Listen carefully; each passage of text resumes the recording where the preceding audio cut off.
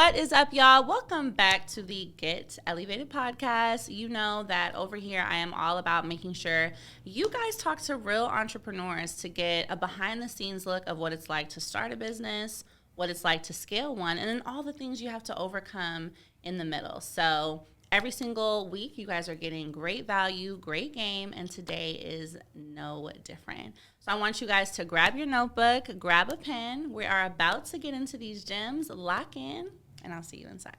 Listen, everything you need to change your life is already within you. You need to believe that. It has to work or it has to work. You got this. Scale your business, make more money, create your best life, and let's get elevated. Welcome to the podcast. All right, y'all, welcome back into the podcast. So I am super excited to have today's guest. Let me give you guys a little backstory. So I started following Richard probably back in 2019, 2020, and I was like, oh, like this guy is dope. And this is before I started my business. So I'm looking at him and I'm like, wow, he's built this community. Like, I don't know when, but we're going to connect. And today he's on my podcast. So, right alignment. So I definitely want to introduce you guys to Richard Spence. He is Richie Rich, as I call him. He is a financial advisor, owns a financial advising company, and is right here in LA. So introduce yourself. Thanks for having me. So Richard Spencer, financial advisor, been running Rich Advisory Group for the last 2 years, but I've been doing this since 2015, 2016. So we're helping people with investments, insurance, business planning, tax strategy, estate planning. It's just a one-stop shop for everything. One-stop shop. And so what type of client, like, do my people need to be making $1 million to talk to you? Like, what's up? No, I just think you need to be running some type of business. Okay. Right? Because I'm in a spot where there's a lot of different things that can happen when you have tax savings. Yeah. A normal financial advisor is going to talk to you about saving your money, budgeting, don't buy this, don't buy Postmates. Like, I don't want to do all that with you. Yeah. What I want to do is figure out, okay, what are all these things that we can do that is a tax-deductible expense for you? So now we're taking more money from the IRS, and now we're going to use that towards your business, towards your future, and other plans that you may have for your life. And investing. So it's almost like looking at the big picture. Exactly. You can save on taxes, and then here's what you can do. Yep. So, you told me that you're born and raised in LA. What? The IE. Don't do the Inland Empire like that. Come on, Riverside. If you're not in LA or Inglewood, I don't know if it's considered LA. Okay. Y'all be different out there. But what made you know, because you told me you went to college for this, so what made you know you wanted to go into finance? Like, why? So I graduated high school 2009, and during that time period, we were going through the housing market crisis, the recession. And I remember getting a phone call from my mom saying that, she was about to lose the house. And I'm just like, why? And she's just like, I can't pay the mortgage. It's through the roof.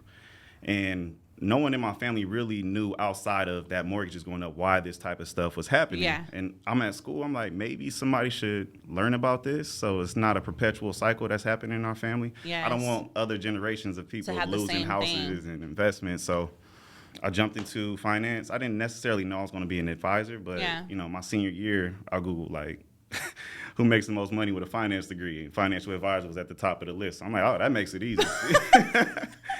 I love that. Yeah. So, it's crazy. That I feel like that is our recession that we lived through. I graduated in 2010, so I don't think we really understood, at least at that age. I didn't really get it, but now looking back, that was a huge time, like for our parents.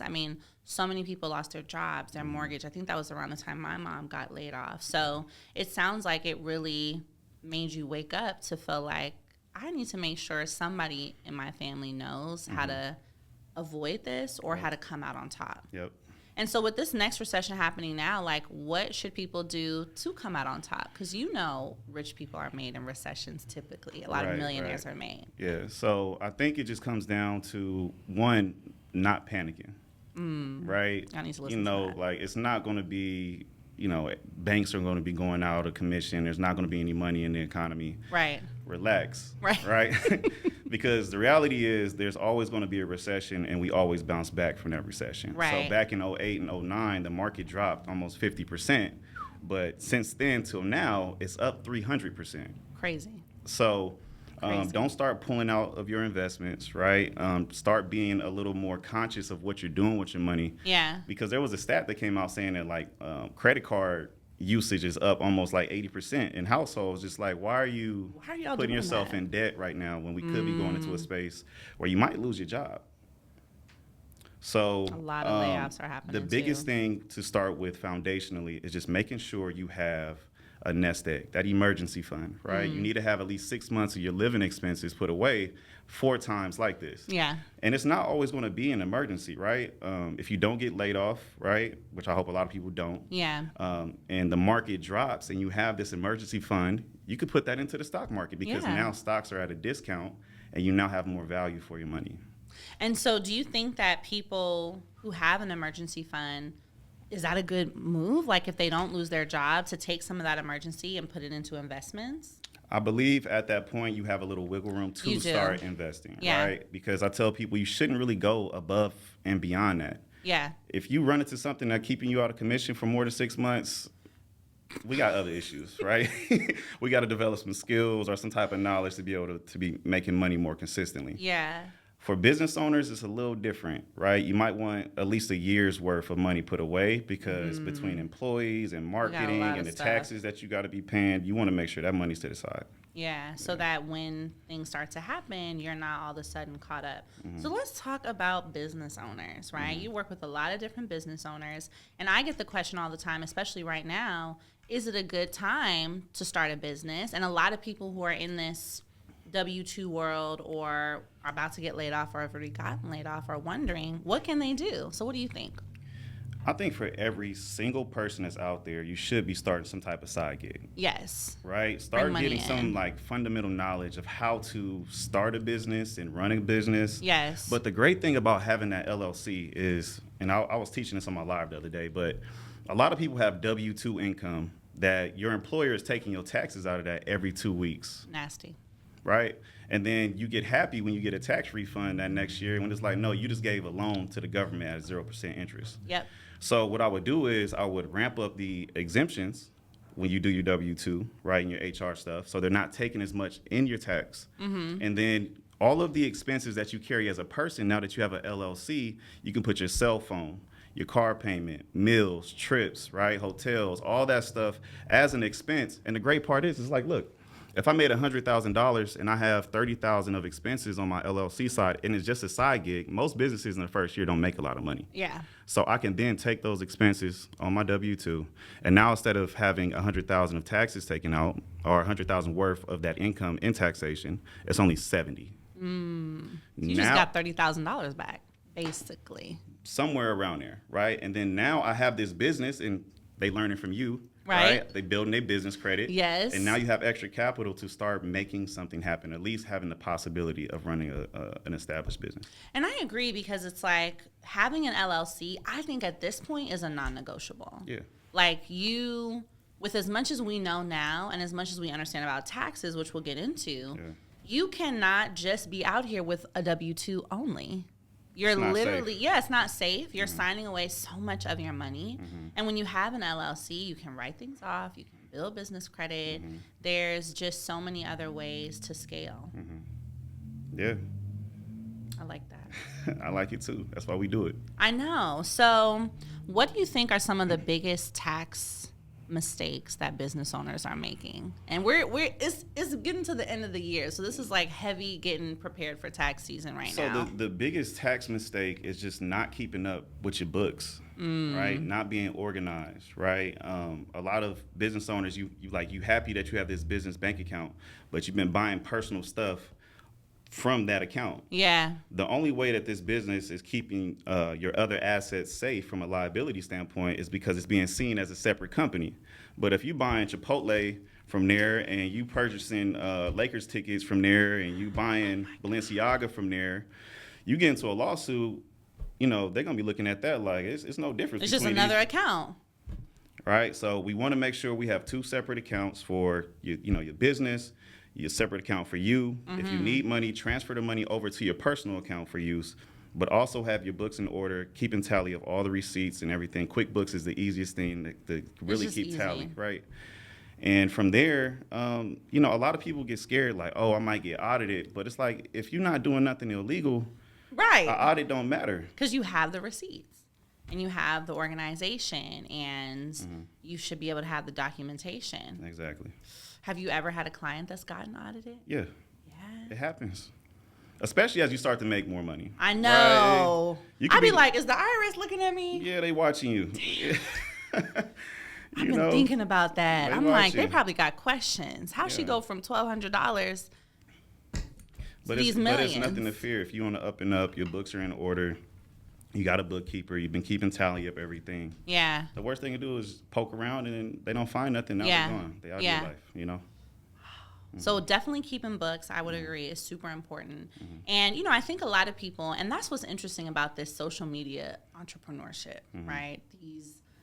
These social media entrepreneurs, right? They have these businesses, but then all this designer and high life things, but it's like, but how are you actually buying that? You know? And I think it's really important what you're saying, that yes, you can start making a lot of money, but it doesn't mean you take the money you make in your business and go spend it on flashy stuff, because it's not a write-off. It's not. Like, people try to make it a write-off. Yeah, you know, so I tell a lot of people, because they DM me all the time, can I write off a Rolex? Can I write off this stuff? And I'm like, no. But because you have to think of our tax system kind of like driving on the freeway. If we was leaving LA and driving to Las Vegas, we most likely not going to drive the speed limit the whole entire way. Right? But there's a difference between you going in a 65, you going to 75, right? To a point to where you going 100 miles per hour. This is a gray area. You would get a ticket for this. 100 miles per hour, that's a felony. Yes. So you're risking lives. If you want to take that risk in this area, that's okay, because at the end of the day, you might be in a spot where you just pay the fine. Right. But you start doing extra stuff. Pushing the limit. And that's not something that I like to do. Yeah, I think that's really important. You know, it's cute to talk about writing off Rolexes and bags and things like that, but it's not cute when you get that phone call or that letter. You know, because they coming. So now, something I do see a lot is people talking about writing off their clothes. How does this happen, and is it correct? So you can write off your clothes if it has your business insignia on it. Okay. Right? Or let's say you're working with a brand, but the brand makes you buy the clothes to wear. Yeah. Then you're able to write that off, that expense. But if they're giving you clothes, you can't write off something that was given to you for free. Nor can you be going to Balenciaga and say, I'm an influencer and I could write this clothes off, because no, that's not going to fly. Now, okay, so I'm going to play devil's advocate. If we go buy designer and then put our logo on it, does that change what it is? Does it become advertising? That could be a strong case for this is a part of the cloth that I needed to be able to have my business attire. And this is a, you know, so. Yeah. But that's a gray area that you want to. Is that 75 or 100? Which speed limit are we going?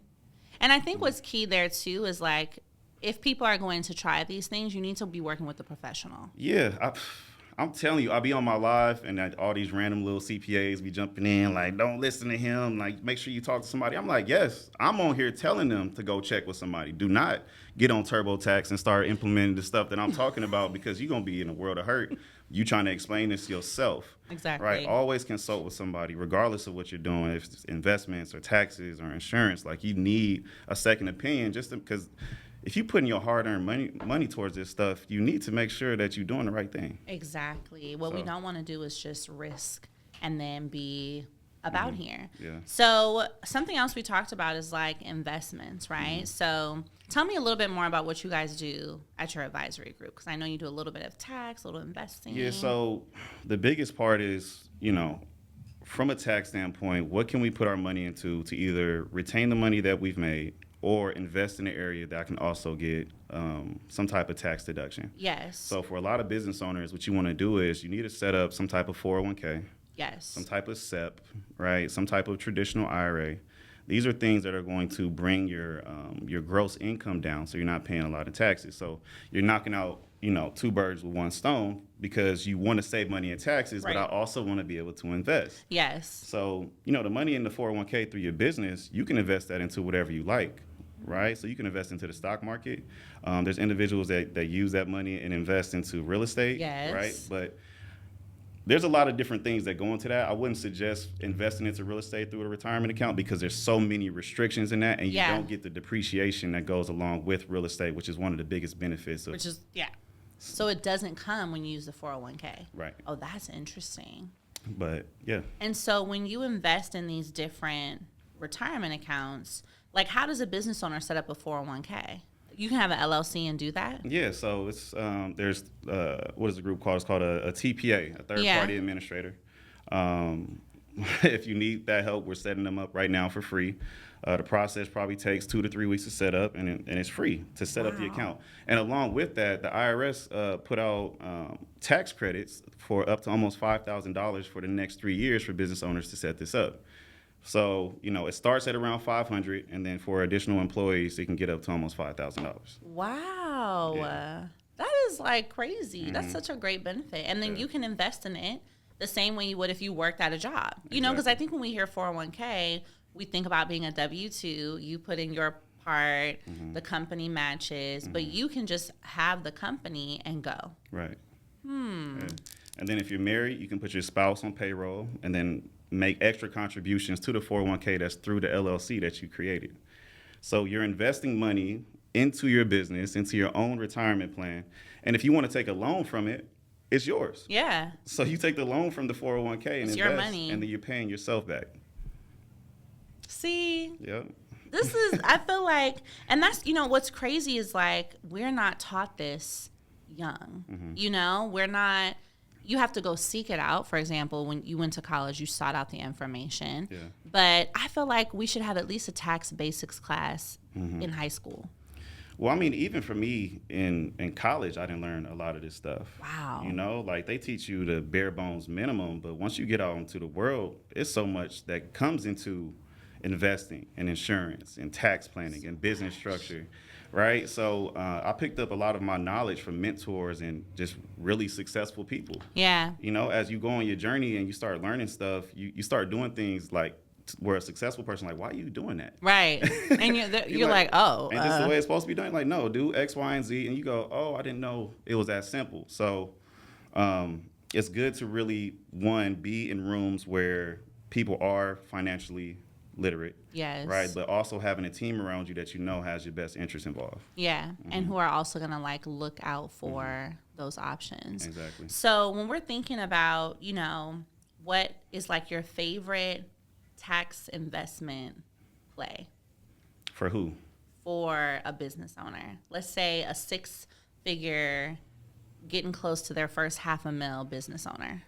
So there's 2 specific strategies. One has to do with charitable donations, right?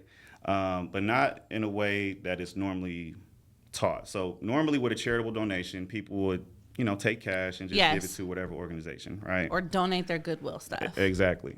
But there's actually groups out there, syndicates or partnerships that you could invest with that are doing things like the film deduction that we talked about. So when you partner with them, they're getting their actual investments appraised, right? So for the one we can go into it. Yes. They take older films, right? And these older films you think about are on VHS, are still on film, and they go, hey, if these are actually put on a streaming service, how much more valuable would they be? Because it wouldn't just be shipped out, it would just be on every single platform that's out there that does streaming. Yeah. So the appraiser says it'll probably be 3 or 4 times more than what it is. So that partnership gets that appraisal done and then they donate it. So for example, if you put in $100,000 and the appraisal went up to 4, right? Then now I have a $400,000 tax deduction that I could take towards my ordinary income. That's great. And if you're making $1 million, that's something that you need. That's a significant deduction. But what I tell a lot of people is like, when you had a Camry, the neighborhood mechanic was good for you. Right. He could change the oil. He could change your brakes. Right. But now that you got that Mercedes, right, you don't want to take it to him because he's going to fuck around and fuck up your shit. So excuse my language. So it's the same thing with you as a business owner and a person that's starting to make a lot of money. Like, your auntie, when she was doing your taxes, is cool. Right. When you was making 40,000. Right. You making $1 million. There are things that she's not aware of that is just going to be having you giving half of your money that you've made to the government when you don't have to. When you don't have to. And I think another thing you're saying there is for us to be open, right? We want to change our life, but at the same time do everything the same. And it's like you have to change your circle as you start to make more money. You have to change your circle to accommodate what you're making. And if you want to start making money, you have to get in other rooms. Like when I first realized, and this is a simple tax deduction, but when I first realized that I could pay my kids and write it off. Yeah, I'd be screaming at people about that one. I'm like, like they should tell us this from the moment we give birth to a child in the hospital. Mm-hmm. They should make us know that. As a business owner, if you have kids, you should not be paying taxes and then taking care of all the expenses that go into raising your children. For one, just for basic principles, like you should be teaching your child stuff about your business, right? Exactly. Because at some point you want them to either take over what you've created or be able to run their own. But the fact that you can do that and get a tax write-off to pay for after-school programs, food, clothes, right, PS5, Xbox, toys, all that stuff that goes, like, why wouldn't you do that? Yeah. And the fact that you're not doing it means that you're just giving away money for no reason. Literally giving away money. And so one thing that people ask about is like, I think the deduction is $12,950, right, a year. Yep. And they start asking, well, my child is 3, can I still make the supply? Now, something I've seen is that, our white counterparts, very wealthy people, they're paying this child from 6 months, this $12,950. So what are some ways that they can make it make sense? I think the easiest way is to have your kids being a model for your business, right? Have a photographer come out, take pictures or do reels, right, to help market your business. Because the reality is, like, if Pampers came in or Doritos or something, say, hey, we want to put your 6 month in a Super Bowl commercial, how much would they end up paying them? Exactly. So are you telling me I'm not able to pay that same type of wage to my child because my business isn't that successful? Right. That doesn't make sense. Yeah. But the most important thing is whatever you're doing for your child to pay them, make sure you're documenting it. Right? Don't be cash apping your kids, y'all, please. I mean, you could pay them whatever way that you want. Just don't 1099 them if they're under the age of 18. Yeah. So it's not a 1099. It's like it's an outside services or something. You don't have to payroll them. You could just give them the money. So so when you track it, you have it somewhere that you pay because them. it's not something that you have to put in a tax return. Right. It's just something that you need to prove when the IRS comes snooping and they around. ask a question. Oh, that's interesting. Yeah. So it isn't necessarily like a line item that you put for each of your children. Unless, we start working in the space of having an S-Corp, right? Well, yeah. So if you have an S-Corp, you can W-2 your child, but you're going to have to pay payroll tax on that, and it's no need, right? So you want to make sure you set up a family management company and then have that family management company charge a fee to your main company and then pay the kids out from there.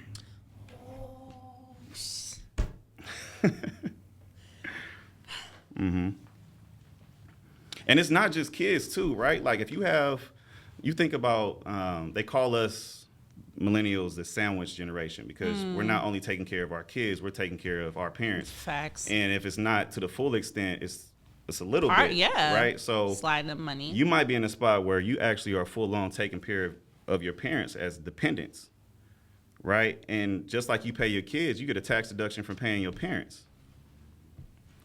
Oh yeah, So there's a lot of individuals out here. You might be struggling to pay your student loans. You waiting for Joe Biden to clear $25,000. No, just get the tax deduction for paying that parent that's not really working. And you got your money. Hey, Mom, I'll let you keep a little bit of this, but help me out with that. I'm getting hot. It's y'all. We are about to take a quick break. Come right back.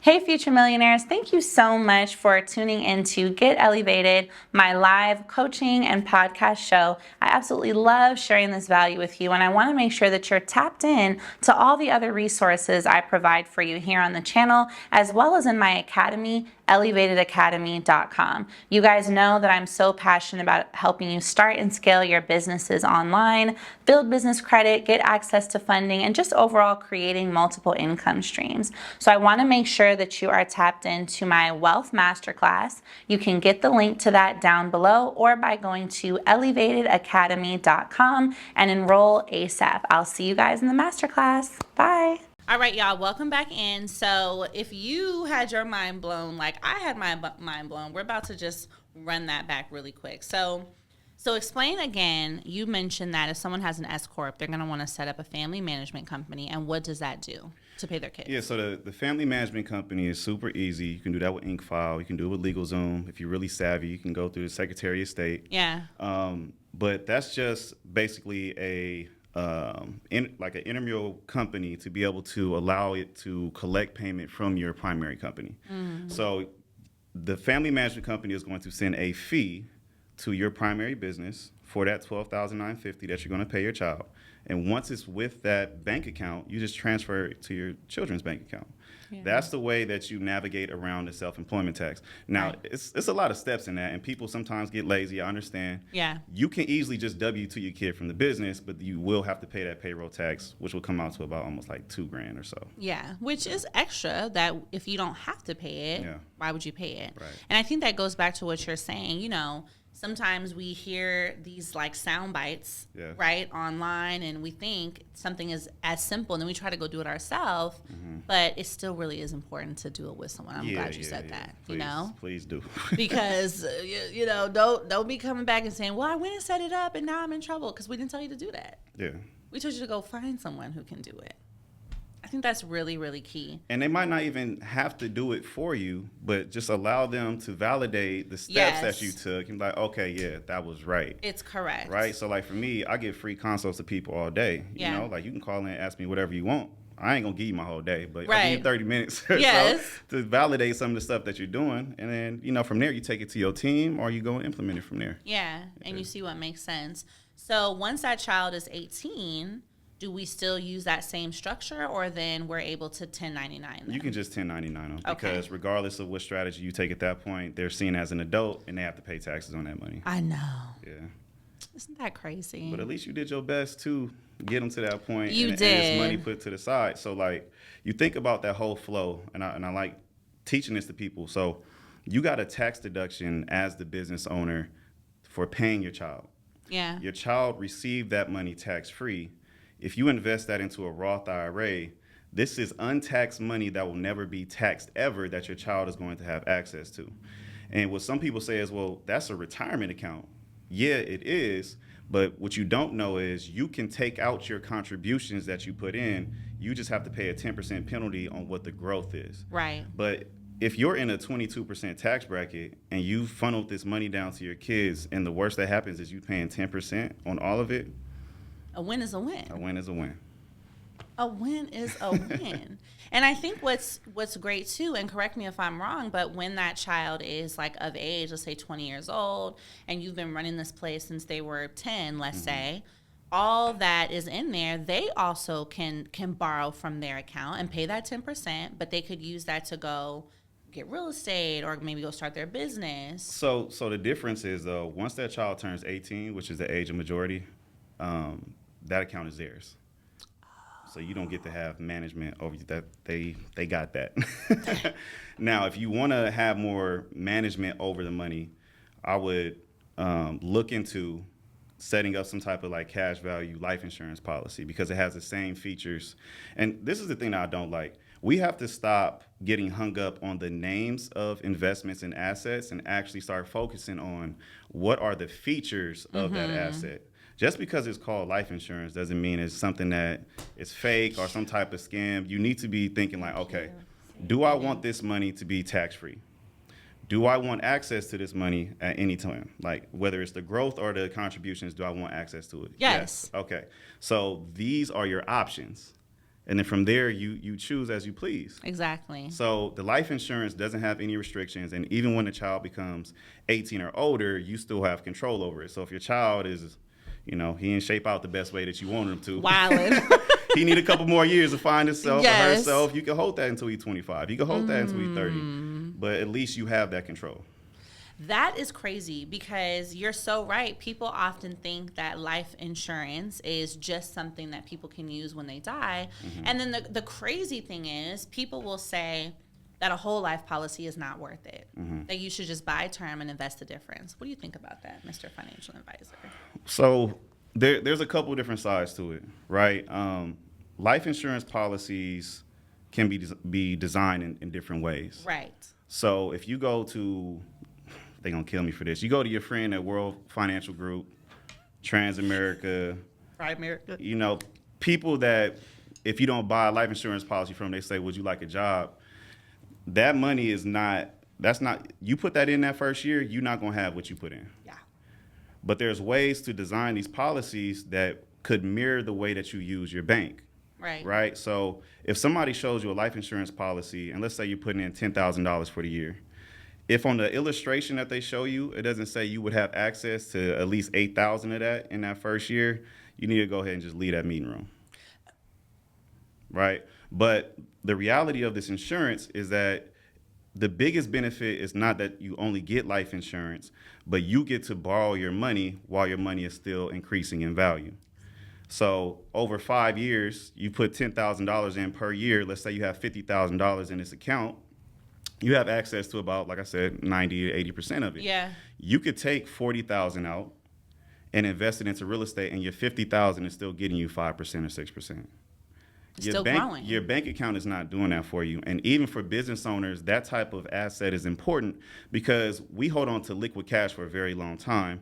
One, for emergencies, but even more so, two, for opportunities. Yeah. But if an emergency or opportunity doesn't come about for 2, 3, 4 years, inflation is eating up my cash. Eating it up.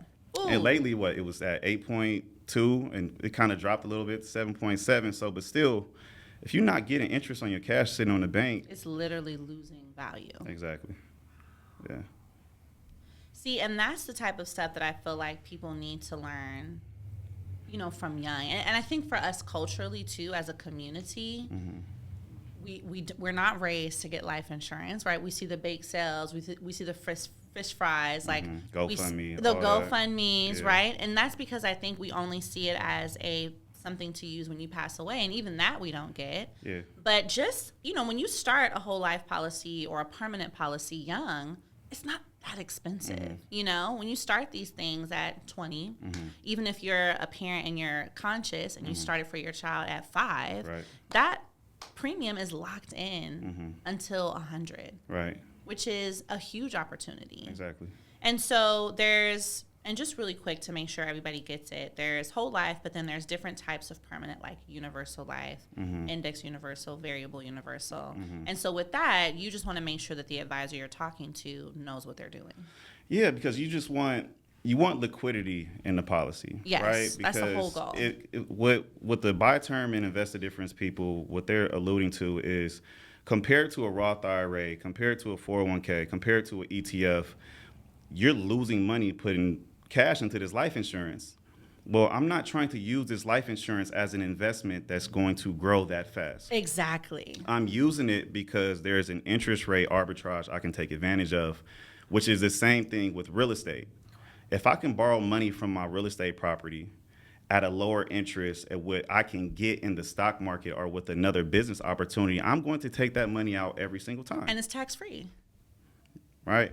Now, if you don't have the money to do, a whole life policy, it is important to set up a term policy. Correct. You right? gotta have something. I tell my clients all the time, your net worth is bought before it is built. Right? You can go, as much as we want to be successful entrepreneurs, right, have a multi-million-dollar company, it don't always shape out that way, right? And even if you're successful the first 10 years, the next 10 after that might be brutal. But if you put this life insurance in place, no matter what, as long as you pay that premium, your family is going to get that money. Yeah. You could build a business and run it for 20 years, 30 years, and in the last 10 of that, it just blow up. But this insurance is going to make sure your family is good. You know? And I love that you said that. I got to write that down. Your net worth is bought before it is built. Mm-hmm. That is so important. Mm-hmm. Because when you think about it on a bigger scale, right? We deal with so much police brutality in our community. We deal with so much death, unfortunately. But if that concept was ingrained where everybody had, even if it's just $1 million term policy, which really is not expensive. You $30, can have that $40. If you're in your 30s, it's $40 a month. $40 a month, right? That means every time a death happens, somebody's getting $1 million, roughly, right? That changes everything. And not only does death reduce, probably, but now there's not as much of an aftermath and this continual cycle of now somebody has to do a GoFundMe to bury their son, and then the stress. And you know what I mean? We just end up really changing the overall narrative.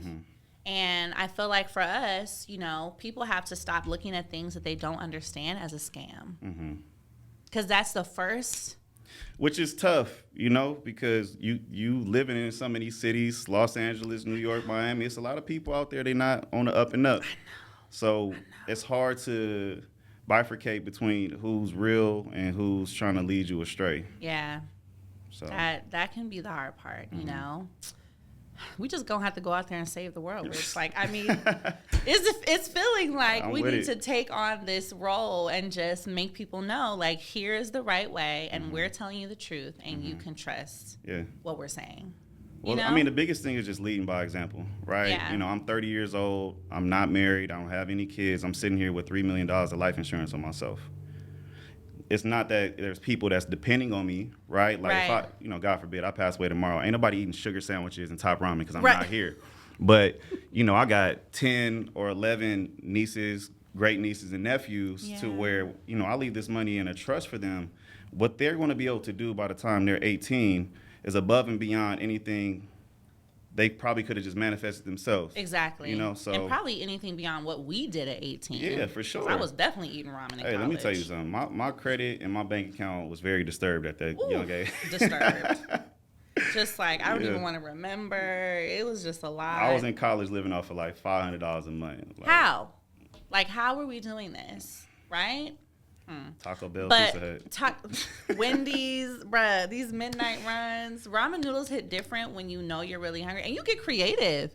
You be throwing a little extra seasonings, you know, get some little sprinkling eggs. Thyme on top. You know, like, make it look good. Whole 4-course meal right here in the dorms. Yeah. But what you said is so important about trust. And so how do you, when you're, you know, getting your clients set up and helping them with their taxes and investments, how do you future-proof them using trust funds? Yeah, so a trust is important because you want a trust to be the beneficiary of all of your assets, right? If you got investment accounts, real estate, insurance, you want all of that to be able to go to one place, and not just one place just for shits and giggles, but when you have a trust in place, there's rules and guidelines of how this money should be dispersed to the people that you want it to be dispersed to. The biggest issue is so many people, as you become successful, you become so busy, right? Your time is limited. But if you were to pass away, what the great state is going to do, and it's even worse in California, they're going to charge a fee for distributing the assets that's supposed to be going to your kids regardless. So if you don't set up a trust, you're just giving money to them for no apparent reason. But the trust also makes sure that, you know, if, you know, for me, with a $3 million policy, it makes sure that, you know, my nieces and nephews don't get $3 million at 18. Because the first thing they would do is go buy a green Lamborghini and be flying to different islands. I don't want that. So the structure is in place to where, you know, they get a little bit to either start a business or get through school. And then when they get 25, they can take out a third of that. When they're 30, they can do another third. And at 35, you know, the rest of it is given to them. If they squander that cash at that point, like, dog, it ain't really nothing I can do. I can't do nothing for you. I did my best, but at least I tried to make sure there's some contingency in place to make sure this wealth is pushed on the next generation. Wow. And so when you set up the trust, you basically not necessarily write those instructions, but it's documented, and you have your executor, right, who knows what the instructions are, and then you make each niece or nephew the trustee. Yep. Wow. And another thing, there's people out there that have trusts, but you ain't looked at it in 5 years.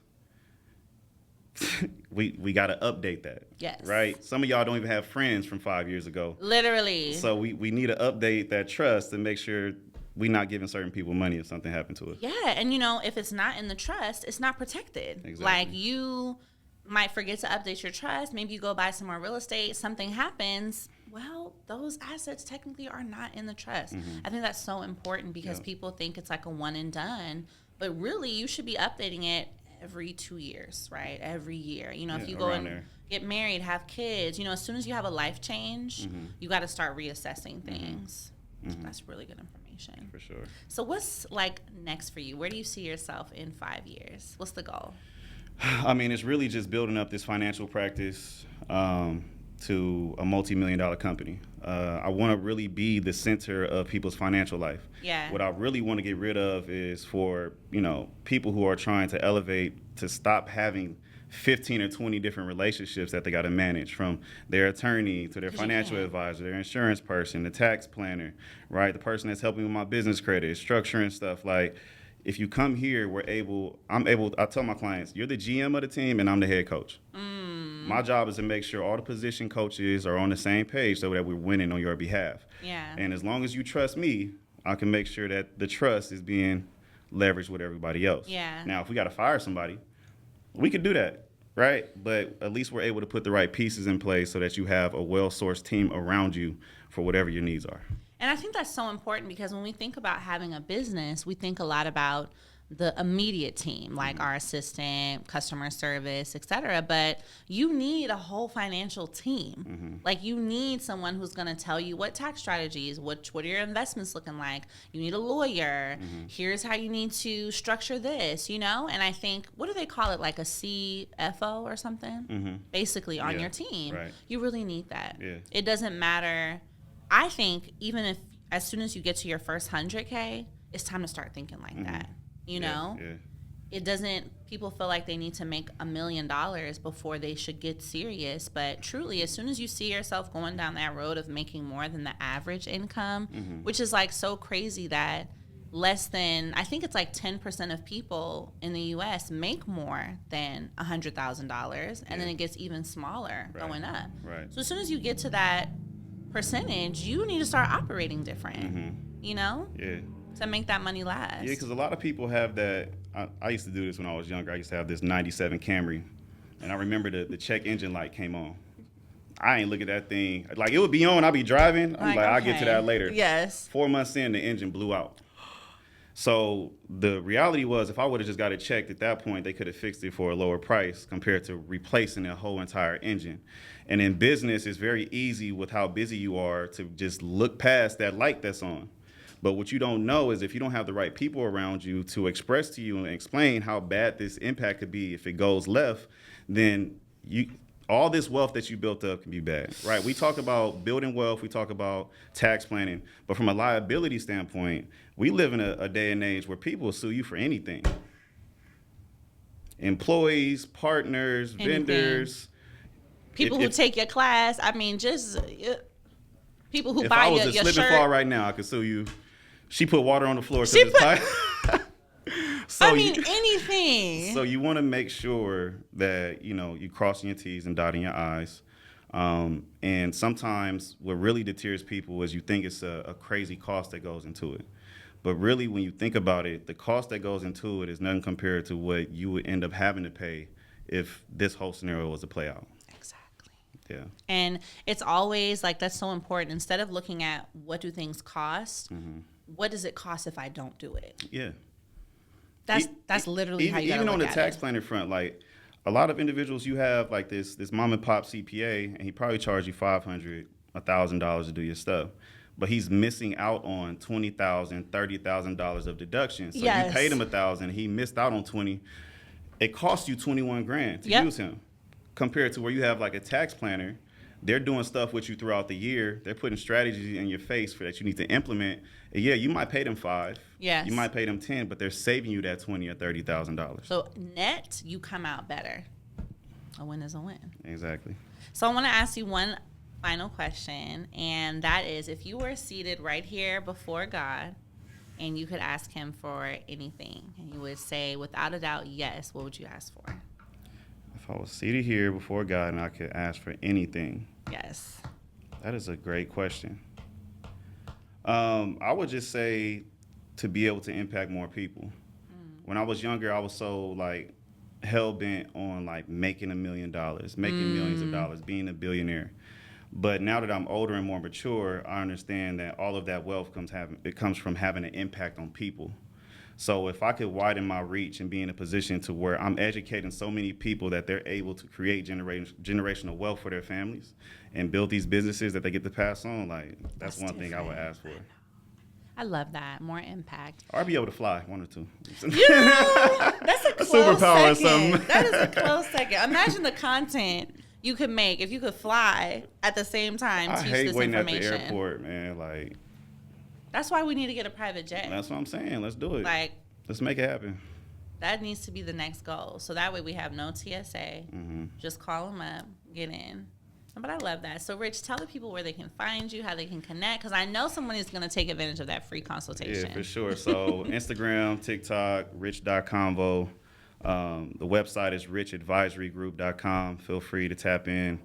YouTube content coming soon. But, you know, I'm here to just be a resource. Yes. There's no obligation to do business with me. Call in, get the resources and information that you need. Yeah. And, you know, go and execute. I love that. And that's how you really build trust, too, because it's like, you know what you have to offer, and it's either people going to take it or not, yeah. right? Yeah. And it is what it is.